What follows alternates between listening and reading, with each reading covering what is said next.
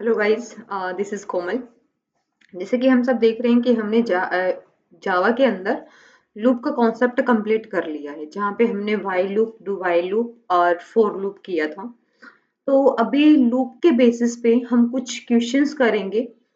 पहले जब तक हम सारे क्वेश्चंस को कवर नहीं कर लेते, इंटरव्यू बेस्ड क्वेश्चंस काफी सारे होते हैं, जैसे Fibonacci series, palindrome, Armstrong number, find the factorial of N number, find the odd even numbers. ठीक है, ऑड इवन नंबर्स को काउंट करना है, 1 to 100 के बीच में कितने ऑड इवन नंबर्स आते हैं। तो ये सभी प्रोग्राम्स को पहले हम प्रैक्टिस करेंगे, उसके बाद हम मूव करेंगे नेक्स्ट टॉपिक पे। फाइन। तो आज हम स्टार्ट करेंगे factorial, find the factorial of N number. तो यहाँ पे अब मैं फटाफट एक क्लास बना लेती हूँ।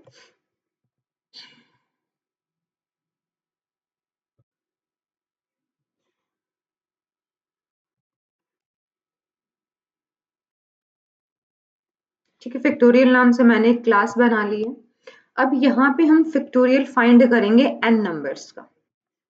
सबसे पहले main method, public static void main. ठीक है,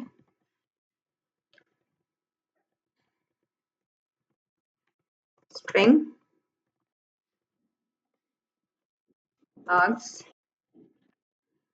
ये हमारा मेन मेथड प्रोग्राम का स्ट्रक्चर रेडी हो गया। अब हम फटाफट से देखते हैं कि अब हमें क्या करना है। जब हमें फैक्टोरियल फाइंड करना होता है, सबसे पहले हम फैक्टोरियल का मीनिंग समझेंगे। सपोज मान लीजिए हम 5 का फैक्टोरियल फाइंड करना चाह रहे हैं, तो 5 का फैक्टोरियल कैसे निकलेगा? 5 इंटू 4 इंटू 3 इंटू 2 इंटू 1, इन सबको जब हम मल्टीप्लाई कर लेंगे तो हमारा 5 का फैक्टोरियल निकल जाएगा। कोई भी नंबर जो उसका नंबर होगा, उतने टाइम तक 1 से लेकर उतने टाइम तक उसको मल्टीप्लाई करेंगे तो उसका फैक्टोरियल निकल जाएगा। ठीक है, तो मैं यहाँ पे जो प्रोग्राम बनाऊंगी, यूजर से इनपुट लेंगे। तो यूजर से इनपुट लेने के लिए सबसे पहले मैं एक प्रिंट स्टेटमेंट दूंगी।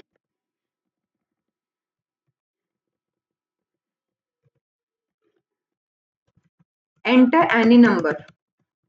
ठीक है, हमने एक प्रिंट स्टेटमेंट दे दी, एंटर एनी नंबर।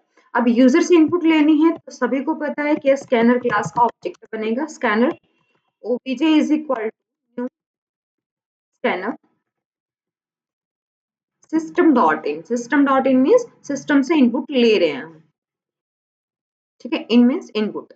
अब यहाँ पे ये एरर दे रहा है, क्यों? क्योंकि हमने स्कैनर क्लास का पैकेज इंपोर्ट नहीं किया। Import Java dot यूटिल dot scanner.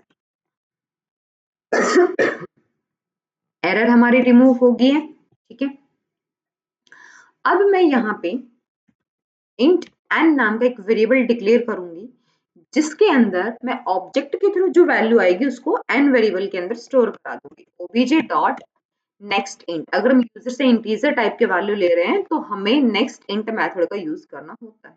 ठीक है, तो ऑब्जेक्ट के थ्रू जो भी नेक्स्ट इंट वैल्यू आएगी वो किसके अंदर स्टोर हो जाएगी? एन वेरिएबल के अंदर स्टोर हो जाएगी। राइट। तो अब मैं यहाँ पे एक काउंट वेरिएबल भी डिक्लेयर करूंगी, जिसकी वैल्यू मैं रख रही हूँ अभी के लिए 1। ठीक है, मैं ये बताऊंगी क्यों। अब हम यहाँ पे फॉर लूप चलाएंगे। जैसे हमने बात किया था कि हमने इंट आई को स्टार्ट किया 1 से।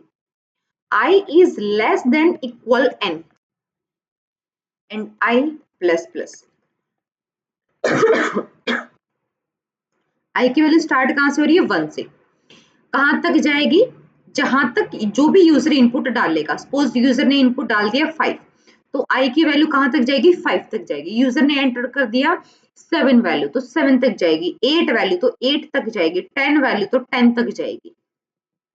ठीक है, अब यहाँ फोर लूप की बॉडी में हमें क्या करना है? जो काउंट वेरिएबल हमने डिक्लेयर किया था, count is equal to count multiply i. Count की वैल्यू क्या है हमारी? 1 है। ठीक है, और आई की वैल्यू क्या है हमारी? 1 है। ये तब तक मल्टीप्लाई करता रहे जब तक हमारी वैल्यू n के इक्वल ना हो जाए। ठीक है, अब इस फोर लूप की बॉडी से बाहर system dot out dot println एक प्रिंट स्टेटमेंट देंगे, जिसमें हम काउंट को प्रिंट कर देंगे। फाइन, प्रोग्राम हमारा रेडी है, तो फटाफट से हम इसको रन कर लेते हैं सेव करके।